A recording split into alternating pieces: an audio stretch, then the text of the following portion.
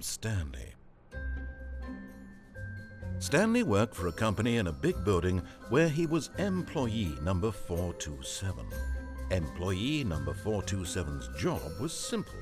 He sat at his desk in room 427 and he pushed buttons on a keyboard. Orders came to him through a monitor on his desk, telling him what buttons to push, how long to push them, and in what order.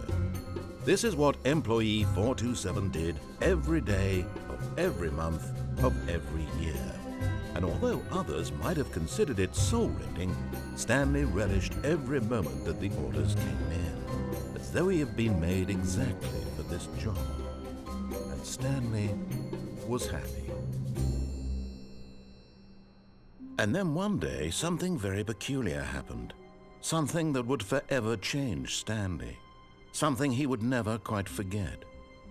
He had been at his desk for nearly an hour when he realized that not one single order had arrived on the monitor for him to follow. No one had showed up to give him instructions, call a meeting, or even say hi.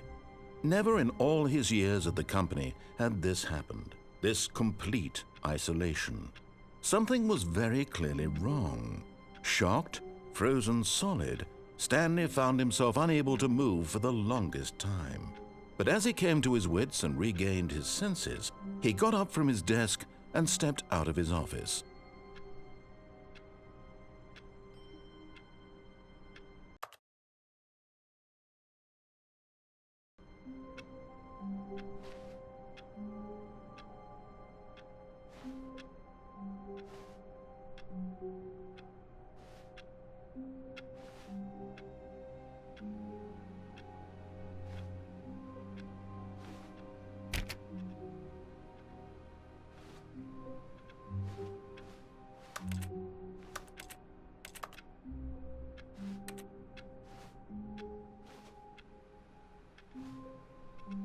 All of his co-workers were gone.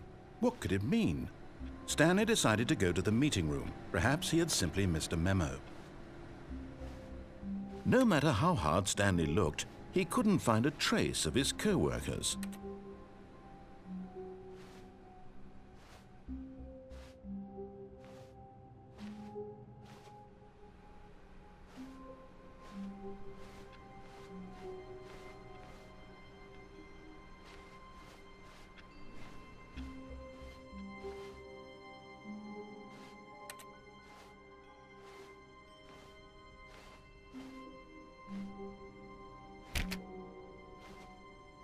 When Stanley came to a set of 2 open doors, he entered the door on his left.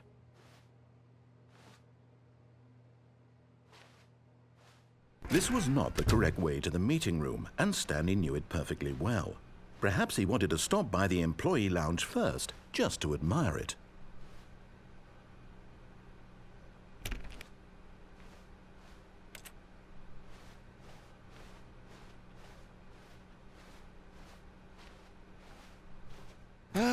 Yes, truly a room worth admiring.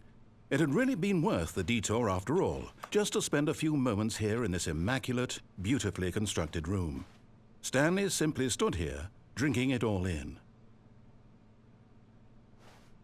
But eager to get back to business, Stanley took the first open door on his left.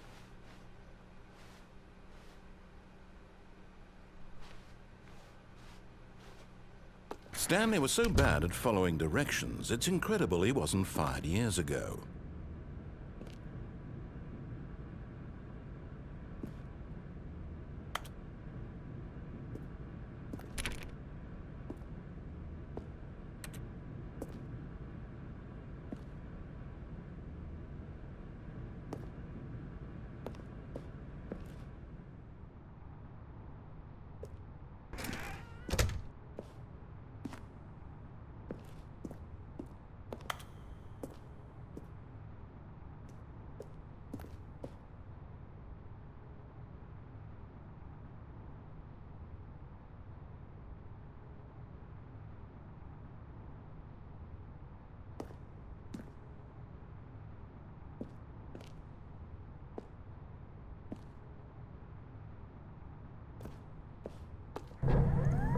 Look, Stanley, I think perhaps we've gotten off on the wrong foot here.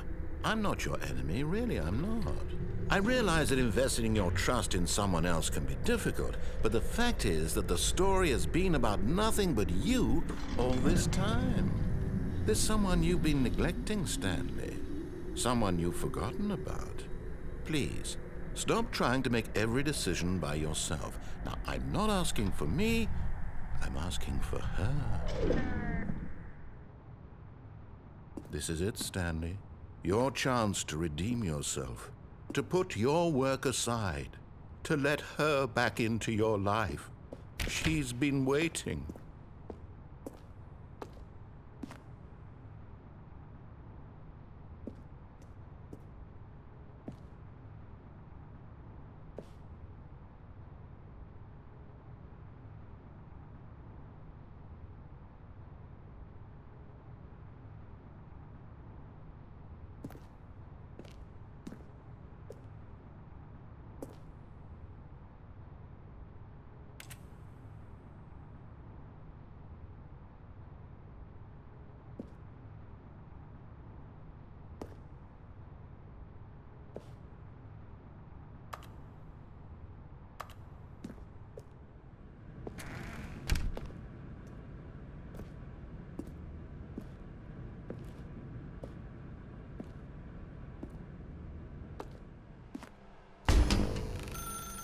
That's her, Stanley. You need to be the one to do this, to reach out to her. If you can truly place your faith in another, then pick up the phone.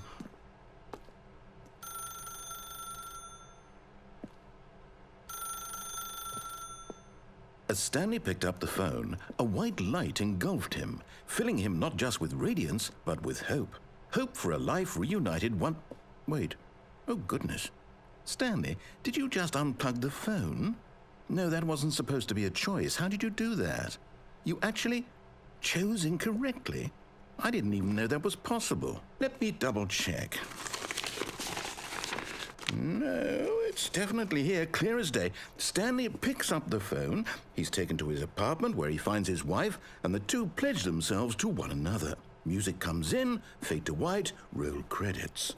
Not picking up the phone is actually somehow an incorrect course of action. How is that even possible? None of these decisions were supposed to mean anything. I don't understand. How on earth are you making meaningful choices? What did you... Wait a second. Did I just see... No, that's not possible. I can't believe it. How had I not noticed it sooner?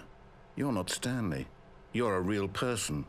I can't believe I was so mistaken. This is why you've been able to make correct and incorrect choices. And to think I've been letting you run around in this game for so long. If you'd made any more wrong choices, you might have negated it entirely. It's as though you completely ignored even the most basic safety protocol for real-world decision-making. Or did you not grasp the severity of the situation? Well, I won't have that kind of risk on my watch. I'm going to stop the game for a moment so we can educate you properly on safe decision-making in the real world. Please observe this helpful instructional video. Choice. It's the best part of being a real person. But if used incorrectly, can also be the most dangerous. For example, in this scenario, a hypothetical real person named Rupert has a choice. He could invent a machine that eliminates food shortages across the world to make life better for all people. Or he could spend years of hard work forgetting how to read.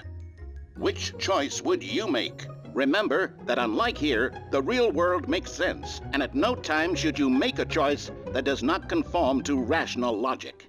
If you find yourself speaking with a person who does not make sense, in all likelihood, that person is not real. Allow the person to finish their thought, then provide an excuse why you cannot continue talking.